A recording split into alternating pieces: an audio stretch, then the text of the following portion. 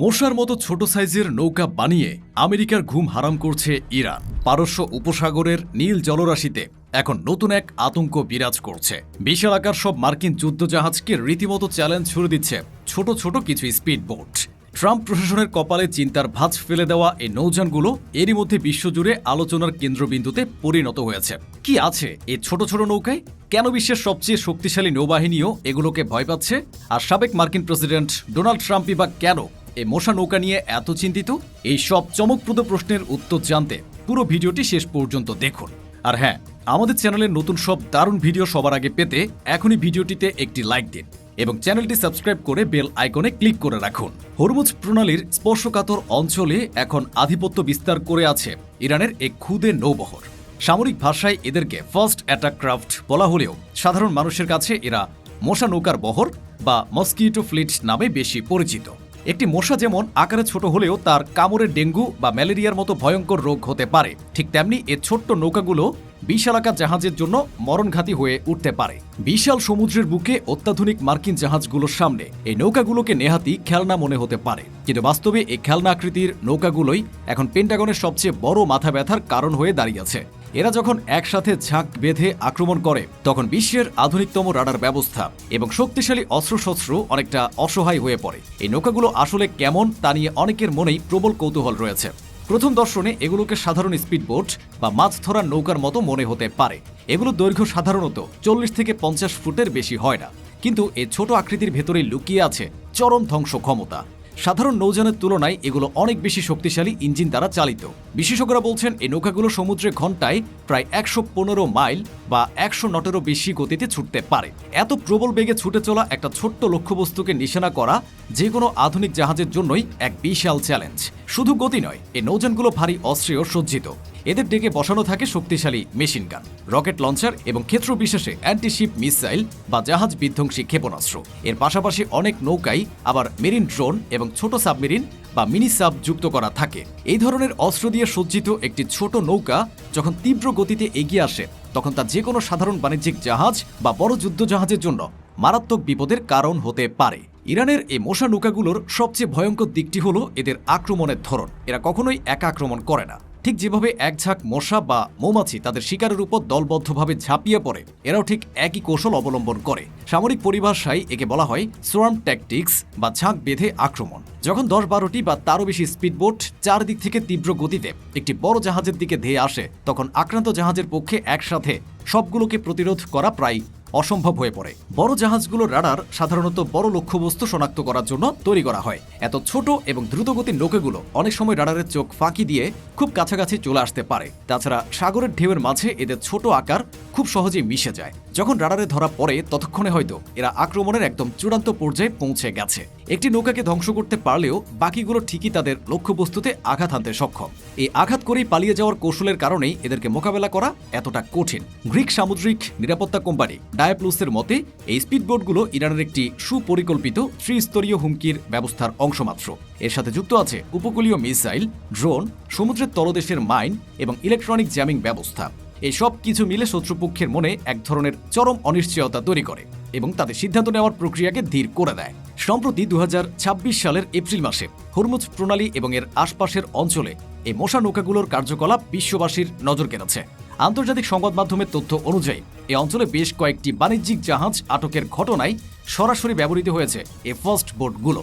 মার্কিন সামরিক কর্মকর্তারা জানিয়েছেন যুদ্ধের কারণে ইরানের নিয়মিত নৌবাহিনীর বড় জাহাজগুলো প্রায় ধ্বংস হয়ে গেছে, কিন্তু তারা এই ছোট নৌকাগুলোর হুমকিকে শুরুতে খুব একটা আমলে নেয়নি। প্রেসিডেন্ট ডোনাল্ড ট্রাম্প এক ঘোষণায় স্পষ্ট জানিয়েছেন যে কোনো নৌযান যদি মার্কিন অবরোধের কাছাকাছি আসে তবে তাকে অবিলম্বে ধ্বংস করা হবে। কিন্তু কাজটা মুখে বলা যতটা সহজ, বাস্তবে করা ততটাই কঠিন।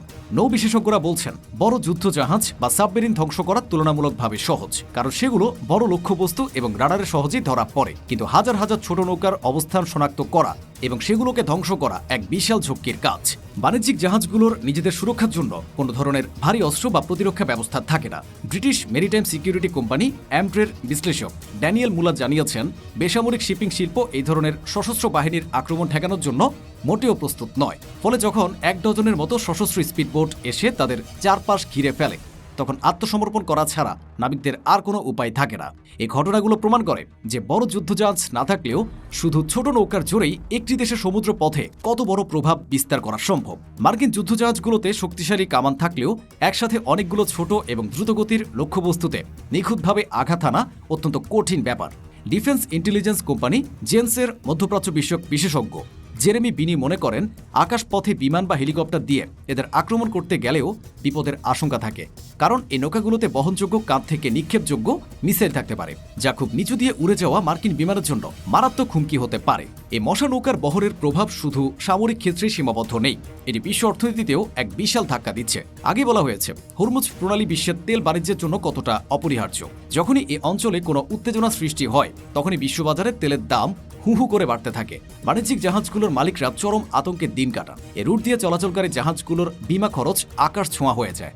অনেক শিপিং কোম্পানি বাধ্য হয়ে তাদের রুট পরিবর্তন করে, যার ফলে পরিবহন সময় এবং খরচ দুটোই বহুগুণ বেড়ে যায়। শুধু পারস্য উপসাগর নয়, ইরান হুঁশিয়ারি দিয়েছে যে প্রয়োজন হলে তারা ইয়েমেনের মাধ্যমে লোহিত সাগরের মতো অন্যান্য গুরুত্বপূর্ণ রুটেও এই ধরনের অপারেশন প্রসারিত করতে পারে। অর্থাৎ এই ছোট নৌকাগুলোর কারণে পুরো বিশ্বের সরবরাহ ব্যবস্থা হুমকির মুখে পড়ার একটি প্রবল সম্ভাবনা সবসময়ই লেগে থাকে। মাত্র কয়েকটি ছোট নৌকা দিয়ে বিশ্বের অর্থনীতিকে এভাবে জিম্মি করে রাখার এই কৌশল আধুনিক রণকৌশলের এক অভিনব দৃষ্টান্ত। এই নৌবাহিনীর পেছনের মানুষগুলো সম্পর্কেও কিছু জানা প্রয়োজন। আইআরজিসির এই বিশেষ নৌ শাখায় প্রায় 50,000 প্রশিক্ষিত সদস্য রয়েছে বলে ধারণা করা হয়। পারস্য উপসাগরের বিভিন্ন দ্বীপে এদের সুদৃঢ় ঘাঁটি রয়েছে। এর মধ্যে ফারুর নামের একটি দ্বীপ হল তাদের নেভাল স্পেশাল ফোর্সের প্রধান কেন্দ্র। এখানকার কমান্ডোদের প্রশিক্ষণ অত্যন্ত কঠোর এবং তাদের সরঞ্জামগুলো বেশ আধুনিক। মজার ব্যাপার হলো, ইরানে এই নৌ কমান্ডোদের নিয়ে রীতিমতো উন্মাদনা রয়েছে। একসময় ইরানের রাষ্ট্রীয় টেলিভিশনে এই কমান্ডোদের জীবনযাত্রা এবং প্রশিক্ষণ নিয়ে দ্য কমান্ডার নামের একটি রিয়েলিটি শো সম্প্রচারিত হতো, যা টানা 5 সিজন ধরে দর্শকদের ব্যাপক জনপ্রিয়তা লাভ করে। সেখানকার তরুণেরা এই বিশেষ বাহিনীতে যোগ দেওয়ার জন্য বিভিন্ন কঠিন প্রতিযোগিতায় অংশ নিত। এই বাহিনীর অন্যতম প্রতিষ্ঠাতা ছিলেন ব্রিগেডিয়ার জেনারেল মোহাম্মদ নাজেরি, যিনি 2016 সালে মার্কিন নৌবাহিনীর 10 জন নাবিককে আটক করার অভিযানে নেতৃত্ব দিয়ে ইরানে একজন জাতীয় বীরের মর্যাদা লাভ করেন। অবশ্য প্রকৃতির কিছু নিয়মের কারণে এই মশা নৌকাগুলোর বেশ কিছু সীমাবদ্ধতাও রয়েছে। গ্রীষ্মকালে পারস্য উপসাগরে যখন প্রবল বাতাস বয় এবং সাগরের ঢেউ অনেক উঁচু হয়, তখন এই ছোট নৌকাগুলো খুব একটা কার্যকর থাকে না। বিশাল ঢেউয়ের মধ্যে এদের নিয়ন্ত্রণ ধরে রাখা এবং সঠিক নিশানা ভেদ করে গুলি বা মিসাইল ছোড়া প্রায় অসম্ভব হয়ে দাঁড়ায়। তাছাড়া বড় যুদ্ধজাহাজের সাথে সামনাসামনি সরাসরি যুদ্ধে এরা কখনোই টিকে থাকতে পারবে না বলে অনেক বিশ্লেষক মনে করেন। আমেরিকান এন্টারপ্রাইজ ইনস্টিটিউটের বিশেষজ্ঞ নিকোলাস কার্ল জানিয়েছেন, সরাসরি এবং বড় কোনো সম্মুখ সমরে এ সোয়ার্ম ট্যাকটিক্স বা ঝাঁক বেঁধে আক্রমণ করার কৌশলটি এখনও পুরোপুরি পরীক্ষিত নয়। তবে ইরান এই সীমাবদ্ধতাগুলো খুব ভালো করে জানে। তারা কখনোই চাইবে না সরাসরি কোনো মার্কিন যুদ্ধজাহাজের সাথে সম্মুখ সমরে লিপ্ত হতে। তাদের মূল লক্ষ্য হল গেরিলা কায়দায় লুকিয়ে থেকে হঠাৎ আক্রমণ করা এবং শত্রুর মনে ভয় ঢুকিয়ে দেওয়া। সাবেক ব্রিটিশ রয়্যাল নেভির ভাইস অ্যাডমিরাল ডানকন পোর্টস এই পরিস্থিতিকে 80 দশকের ট্যাঙ্কার ওয়ারের সাথে তুলনা করেছেন।